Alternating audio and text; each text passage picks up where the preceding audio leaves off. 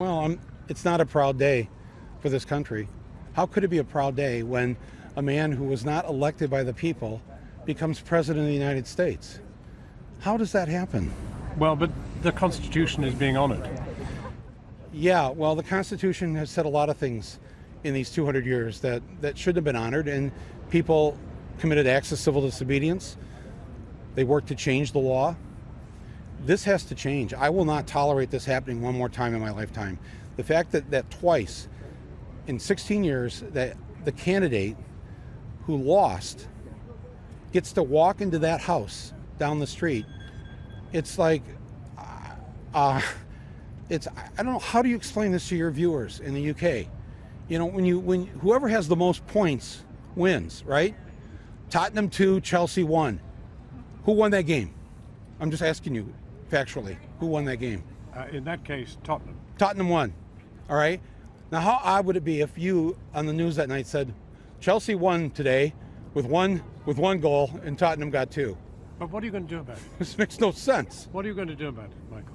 Well, what I and millions of others are doing, we are going to be active every single day. We're starting with these first 100 days. We're calling it 100 Days of Resistance. And every day we are going to be doing various actions, and we're going to be encouraging people around the country. I mean, just look at the Women's March that's happening. Supposing he does create jobs, supposing things move, supposing he is he's different from anything that's ever come before.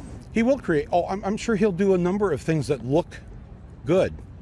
There was a German a while back in the last century. He said, I'm going to give everybody a shovel and a job and a paycheck. Oh, by the way, Mercedes and BMW, you charge too much for your cars, so we're going to start up a car company for the people so that the people can afford to buy a car. Boy, they loved him.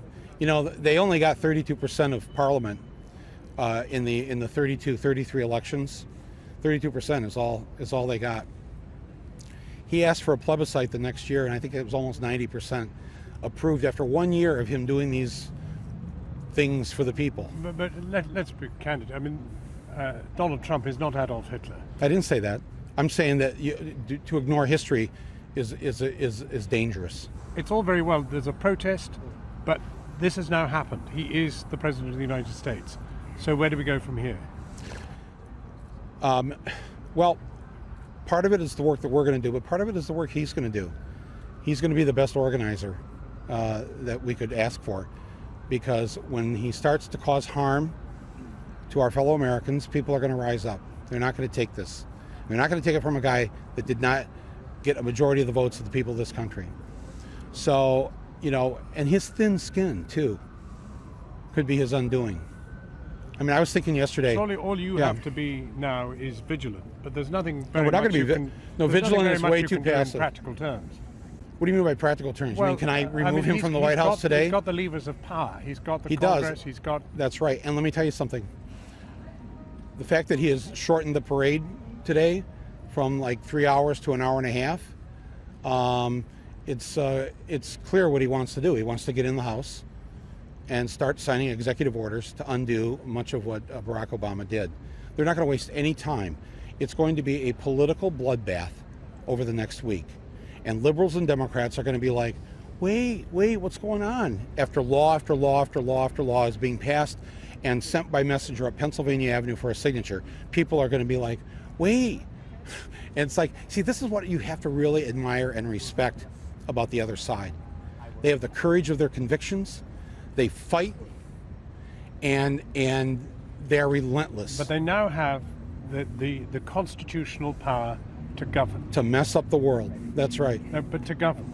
Well, that's a nice British word, but that's how I wouldn't call what's going to happen governing. Are there any strands of hope? Yes, he's not going to last in this job. That's just not. Listen, the man is a malignant narcissist. All right, that's a dangerous combination to have a narcissist like that who's elected to public office, because he's only thinking about himself. He's only thinking, how does this affect me? What do I get out of it? A politician who thinks like that, who has power, oftentimes will break the law, and I'm certain that's what we'll see with him.